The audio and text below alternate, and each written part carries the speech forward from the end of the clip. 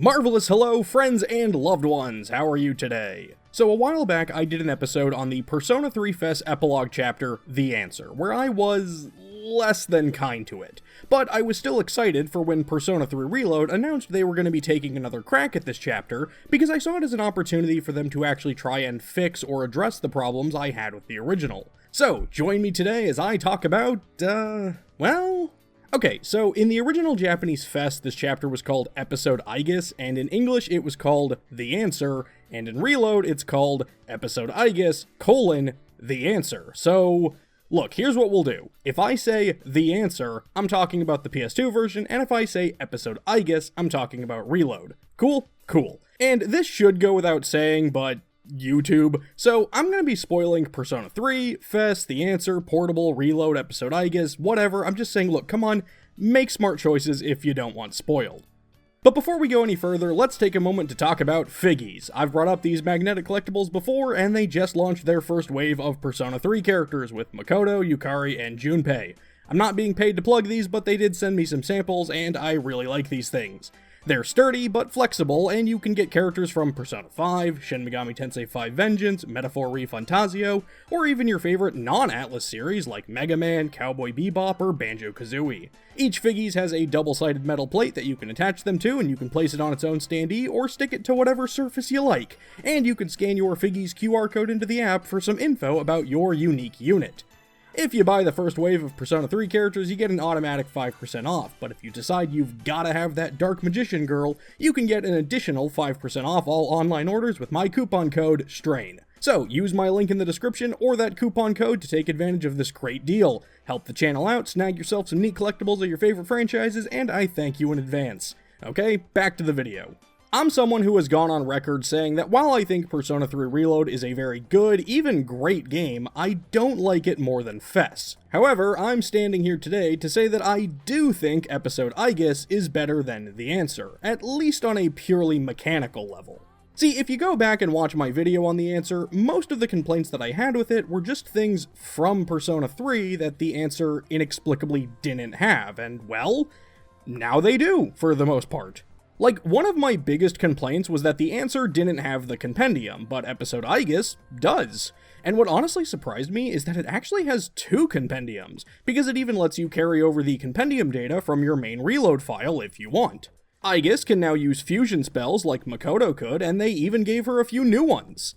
And of course by new ones, I mean 2 that already existed in Fest, but were cut from Reload for some reason, but hey, they're still ones Makoto couldn't do in Reload.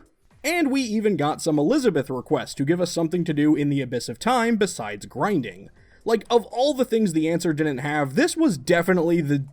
Okay, well, it was the second most exciting for me. I don't know why I phrased it like that. The compendium is still absolutely number 1. Most of these requests are pretty straightforward. Fight X amount of shadows, open Y number of treasure chests, fuse Persona Z with skill Ophiuchus, that sort of stuff. But sometimes she wants you to go collect stuff, like, I mean, fine, Elizabeth, are you picky about whose? I saw Mitsuru go in there not too long ago. The Persona Fusion ones are probably my favorite because these are the ones that unlock new costumes for Metis, with most of them being the usual flair. You've got the school uniforms for Gekko-kan, Yasogami, and Shujin, but you've also got stuff like maid outfits, you got the Velvet Room attire, and she even gets a Violet outfit from Persona 5, which tickles me because I called that before they even announced this DLC remake chapter was happening. And I'll confess, yeah, I like this look on her, it works. But okay, most of those are things that The Answer should have always had in the first place. Does Episode Aigis actually bring anything new to the table? Fortunately, yes. Like, they brought in Reload's plant growing mechanic, and now you can go grow plants by giving seeds to this lady at the mall. And we're all just supposed to ignore that this doesn't actually make any sense. It honestly would have made more sense to just drop a planter box in the Desert of Doors. At least then you can wave it away with, yeah, weird time stuff. Instead of a mall that's supposed to exist in our memories, suddenly opening up a flower shop that never existed in the time those memories are based on. You can also collect upgrade parts for Aigis in the Abyss, and Fuka will install them on you. These basically serve the same purpose as the ambush mechanics from Reload, except I'd argue these parts are a lot more thematically interesting than Makoto learning the abilities by visiting sketchy websites he got from a shady guy in a nightclub on the shared dorm computer. In real life, Makoto would have been the one responsible for the dorm's computer browser looking like this. I also really like this one you get that unlocks Crumble, which allows you to break through items just by dashing, and I'm not gonna lie, it's just really satisfying to do. I'm also just gonna shove this in here because I didn't know where else to say it. I love the new Abyss of Time dungeons. The weird blue Tron areas and the gross purple mushroom caves are probably my favorites. I don't know, I just liked these and I wanted to say it. The biggest addition that episode Aigis makes is the inclusion of hangouts in the dorm. Basically, after beating bosses in the Abyss of Time, you can open treasure chests and just find stuff, usually like a book or a DVD or something, and I have mixed feelings about these. For starters, I just want to be clear, I do love that these exist. Finding a way to incorporate a social mechanic between the dungeon crawling is a big part of the modern Persona formula, and it's something that I felt the answer was lacking. I also think it's cool that they're not just character fluff, and episode Aigis offers a mechanical reward for doing them, in the form of unlocking the passive abilities for your party members that you got from hangouts in the main Reload story, like Yukari getting cheaper healing spells or Ken recovering SP. However, I do think there's a bit of tonal whiplash in how most of these were handled.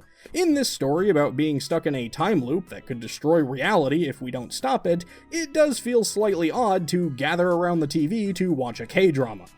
I mean, they don't say it's a K-drama, but it's a K-drama. Most of these scenes are somewhat comedic in nature, and they're supposed to represent the importance of taking breaks between risking their lives, which I get, but I think that would have hit a bit better for me if the characters weren't wearing their battle gear the entire time and maybe changed into their casual clothes for these events, if only to emphasize that these scenes are actually meant to represent them taking some needed downtime and not just rushing to do them before heading back into the creepy basement. There is one I particularly like where Aigis and Metis are just hanging out and filling out these family questionnaire booklets together. It's just kinda cute. Hey sister, wouldn't it be great if we also had a brother?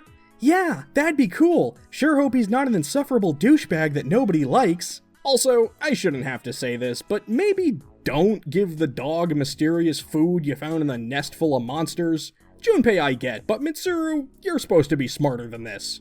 These scenes also aren't fully voice acted, which really surprised me because the hangout events in Reload all were. I'm not sure if this was a scheduling thing or a budget thing, but I wish they'd been voiced. Maybe they spent all the time and money having Lizzie Freeman say sister 700 times. Sister? Sister! Sister! Sister! Sister, sister, sister, sister, sister, sister. Sister's enemies, go splat and die, please! There is one event, though, that I really do want to highlight as a positive. Near the end of the game, Metis invites Aigis to the mall, and they hang out together in their Gekkoukan uniforms. This scene actually is fully voice acted, and it feels much more in line with the linked episodes from the main game. I think it's actually one of the better interactions added to this version of the story, and it serves to give Metis the type of one-on-one real-world bonding with her sister that she so clearly wants. So then, why is this it? The linked episodes from Reload were one of the best additions, and I feel like Metis could have had a few more of these spread throughout the plot. They could have even ended it with Metis giving Aigis a special item. I think it would have been cool if it'd been like a physical piece of Metis' body, like a chip that broke off during their first fight, and that piece could have unlocked Athena for fusion, as a way of foreshadowing Metis' connection to Aigis' original whole self. I don't know, it just feels weird to have this one really well done scene that had me going, yes, more of this please, only for the game to go, nope, one proper story scene of them bonding is all we're budgeted for. I guess it is kind of a tease. Okay, so as I mentioned, I already did a full video on the answer where I dove into the story, so I don't see too much need to recap it, but basically, Makoto dead, sad I guess, second hot robot, doors, Back to the Past Samurai Jack, more doors, see Smash Brothers, weird cat dog thing that I never noticed had back boobs before, Metis was a shadow, but not really, but yeah kinda, Aigis Yukari hardcore lesbian sex scene, credits roll. And yet, while I think that episode Aigis is a mechanical improvement over the answer in nearly every way, they did make a few changes to the story, and some of them, in my opinion, made it suffer. Some of these changes are incredibly minor, and I'd argue are even fine. For example, there's a scene toward the beginning where it implies Metis was pouting until she got one of those sweet C's armbands.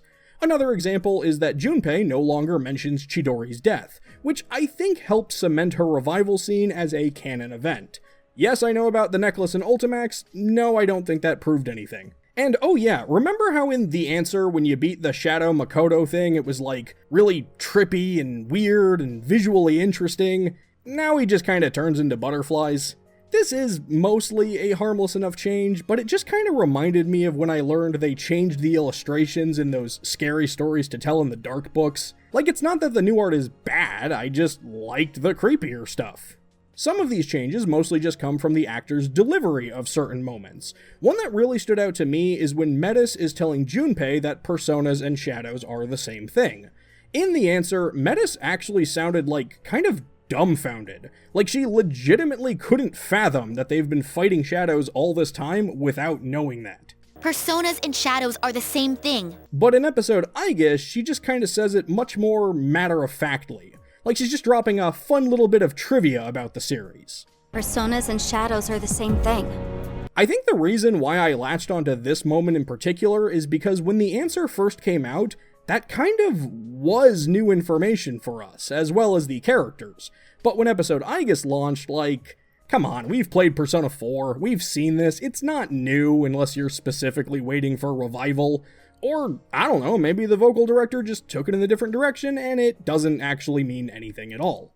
But the biggest change I want to mention is the entire thing toward the end about C's fighting each other over the keys, and how it feels way less impactful in episode Aigis. All of the characters are so much nicer about it now.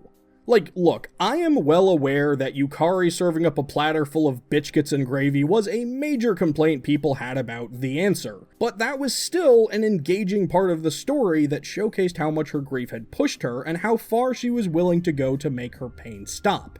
A character with flaws who makes mistakes is typically a much more interesting character. In The Answer, even after losing the fight that she suggested, Yukari still tries to take the true key in a last-ditch effort to get what she thinks she needs. In episode Aigis, she's just sad about it. And honestly, it's not just Yukari. See, in The Answer, Metis raises the possibility that taking Aigis' key might kill her, but they don't know for sure. Despite that risk, every character so firmly believes in their path that they're still willing to fight for it, even if it could theoretically kill Aigis. This moment creates actual, genuine tension and stakes, and again, paints these characters as more flawed individuals. But in episode Aigis, Metis just kinda keeps that little nugget of information to herself, basically only telling Aigis about it. And after the fighting is over, all the characters are like, well, gosh and golly gee, Aigis! If I'd known taking your key might have killed you, I'd have never fought you! Like, episode Aigis goes so out of its way to make sure these versions of C's don't do anything that paints them in a negative light, that it honestly feels like, yeah, we probably could have just skipped all this fighting if Metis had brought up that possibility to the reload versions of these characters in the first place. It's like live-action Disney remake levels of wanting to sand off anything that could make them come across as unlikable. Oh yeah, and while I'm on the subject of the C's fights, come on, you know I had to check if they still did this. And yeah, they do. Persona, engage! Use this!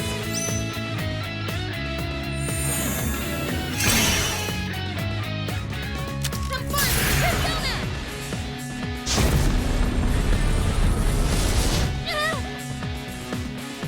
I'll show you! Unable to fight. I guess. But okay, we get the key, go through the mall door, there's a giant portal to the final boss, but episode Aigis gives us one final new addition in the form of the Monad Depths, a gauntlet of tough and unique bosses that I actually thought were really well done. I especially liked this fight where you have to do enough damage to the weaker enemy so that it drains health from the tougher enemy, but not so much that you kill it, because that drain is basically the only way to do enough damage to the lion to balance out the passive recovery that it gets. It's a fairly simple but clever boss fight, and I really liked it. But I know, you don't want to hear me compliment random shadow bosses, you want me to talk about the Joker fight. Oh, I'm sorry, the Masked Boy fight. And look, let me preface this by saying that Joker is my favorite Persona protagonist. I like him, I love Persona 5, but including him as the ultimate boss in this chapter was f***ing stupid. And the way the game talks about him is the lowest type of corporate pandering that I've ever seen. Fuka talks about how strong he is and how she's never seen anything like him before, but she may as well be going, he's so cool looking, I'd buy a figgies of him, his dick must be so huge, he was totally worth including in Smash Brothers. I know I'm not the first person to think or suggest this, but if they actually wanted an interesting or engaging secret ultimate boss fight, this should have been Korone. That would have been an awesome way to acknowledge and respect that protagonist's connection to Persona 3 and make her be a memorable and important part of Reload without adding her entire route. It would show respect to Korone as a protagonist, Portable itself, and longtime fans of Persona 3, instead of Atlus going, let's shove in our main moneymaker while he's still relevant before we announce Persona 6. But did you know that it actually makes perfect sense for Joker to be here? See, after you beat him, they speculate where he came from, and they're like, maybe someone wished to see him here, which cleverly ties back to specific dialogue in Persona 3 Dancing in Moonlight, where Aigis herself says she hopes to meet the other group of dancers one day, referring to the Phantom Thieves in Dancing in Starlight. Or, I don't know, maybe Atlus just likes money. Oh yeah, and I see what you did there, Joker, having your boss fight theme be Last Surprise, as if the C's group is just any old random encounter to you. It was cute when the Demi-Fiend did it 20 years ago. Though, given that Metis has a Yoshizawa outfit, which acknowledges royals specifically, I was a bit nonplussed they went with Last Surprise instead of Take Over. I guess you could say, I never saw it. Anyway, that brings us to the final boss fight that actually matters, Erebus. Now, back in the answer, I said this boss was stupid. And it was. I am happy to say that episode Aigis makes it slightly less stupid. For starters, it actually gets 2 actions per turn now, so it can get quite a few attacks in, especially if it starts chaining criticals with its almighty attack, and its affinities actually change throughout the fight. This helps make it, you know, a fight, where you may need to pay attention to what's happening and not just repeat the same actions over and over again until you just win. After that, the ending is more or less the same. Metis returns into Aigis, they fix the time loop, Aigis does an epic April Fool's Day prank by making people think she's dead, but there was one final change that I found kind of bizarre, but I guess mostly harmless. See, in the answer, the hardcore lesbian sex scene between Yukari and Aigis was, you know, just them, like a nice intimate moment of Yukari reaching out to touch Aigis in a meaningful way. But in episode Aigis, I guess they decided that everybody else still needed to just be standing there to watch as this event happens. Okay. And while there's still no New Game Plus for this chapter, they do acknowledge that you beat it with this neat little save file artwork, so that's kinda nice, I guess. Alright, and that's episode Aigis. While, yes, some of the narrative changes and decisions rubbed me the wrong way, I can't sit here and say that I honestly think the answer is the better experience because of it. The pros of episode Aigis far outweigh the cons in my eyes, and it's just a much more fun and engaging gameplay experience. I do still prefer FES over Reload as a whole, but if I ever feel the urge to go through this specific story again, it'll most likely be this version. Oh yeah, and before I go, I should probably answer the most important question I know you all have. Yes, episode Aigis does confirm that Aigis is canonically pretty dumb.